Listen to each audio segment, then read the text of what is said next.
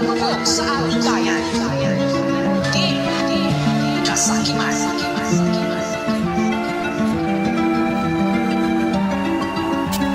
Masyado na tayong nabubulag sa sistemang pinakita nila. Tila wala ng pag-asa ang bukas, sakit isipin gawain nila. Mga tao nagpabulag sa pera, mga sakim sa milyones barya. Sunod sa layaw ang mga bruha, puro yabang lang naman ang dala. Sawang-sawa na ang mga tao, paulit-ulit ang pamumuna.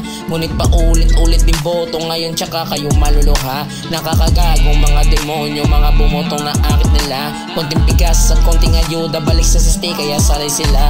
Hoy ano ba, gumising ka na, pagod na lahat. Lumaban ng patas, 12 oras ka na nagtatrabaho. Papaalipin parang walang bukas, para ano, pasustento kasi ano, mahirap ang buhay. Samantalang anak ng mga kurap, tumuto sa bag at paglulustay. Alam ko naman na pagod ka na, ganun din naman aking naramdaman. Sawang-sawa na sa mga bobo, ngunit galaw utak kay veteran. Pag pinuna mo ang mali, ikaw palalabas na masama. Pag tinama mo naman ang may tama, baka tama ka sa masasama. Gumising ka na at maging alisto, sa bansa natin wala nang ligtas. Konting lakad mula sa labas, siguro pita ka di maliligtas. Ano ba nangyari? Yan ang tanong, gusto ko malaman, tunay na sagot. Sino nga ba?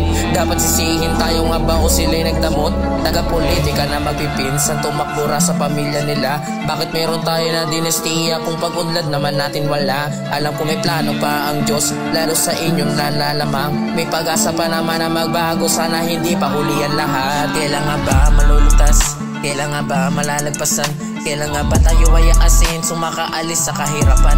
Kung ang namumuno ay galit na, paano pa kaya kaming nasa baba? Nakakaranas na ng pagsubok, unting-unting hinihila pababa. Galit na ang kalikasan, paano ba to malalagpasan? Kung ang basurang simpleng magtapon ay kinakalat lamang sa daan.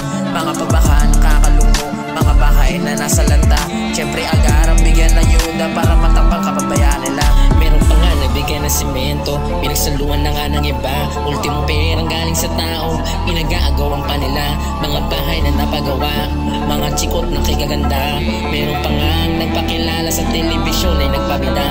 Mga mata pobreng bata, kahit sa mga tambay galit na galit. Kesyo wala daw ang bag sa lipunan, nakikibuwis daw ang makukulit. Makakatawa na nga ang isipin, mga negatibo sa pag-iisip. Kahit isipin mo nang isipin, may ambag din kung susumahin. Kahit mga tambay may paki, kahit marites na nakakarindi. Kahit mga bata tanong na tanong, sino ba dapat magsilbi? Mga nanguna sa paggagawa, mga kalsada na lagi sira. Mga politika nagpresenta, sila bahala tayo kawawa.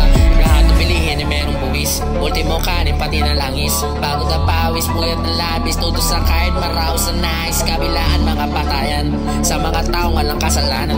Kumuha ng bigas para may pakain, nakulong lang sa ganun dahilan. Ngunit subalit nasa taas, epepuri lang dahil naligtas. Lantaran na, pag nanakaw ang kapal na mukha na itong mga ungas. Magara na, pamumuhay, o diba, nakakaingit. Pagkaingit, pwedeng pumikit, pag mapipera pwedeng manakit. Nalibot na daw ang buong mundo, nabili na ang mga pabango, pabonggahan, sa kasuot ang pagandahan ng pagpapatakbo. Selebrasyon sa kaarawan, gagastusan kahit na mahal. Re-regaluan pa nga ng bahay, mga diamante kay mamahal. Pagod na ako sa explanation, pwede ba bigyan na ng aksyon? Hanggang kailan ba ang solusyon kung pinapalawak ang pundasyon? Kaya kayo, kawawa kami, kawawa lahat ng mga mahihirap. Patuloy pa rin nilaban ng patas, kahit pa ang batas natin walang lunas.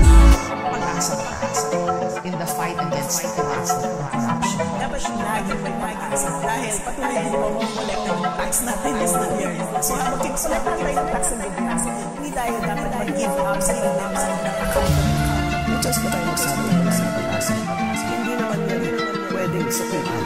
The very fact na pinag-uusapan natin sa the very fact na marami na sa Kaya karapatan natin magbantay at maningil.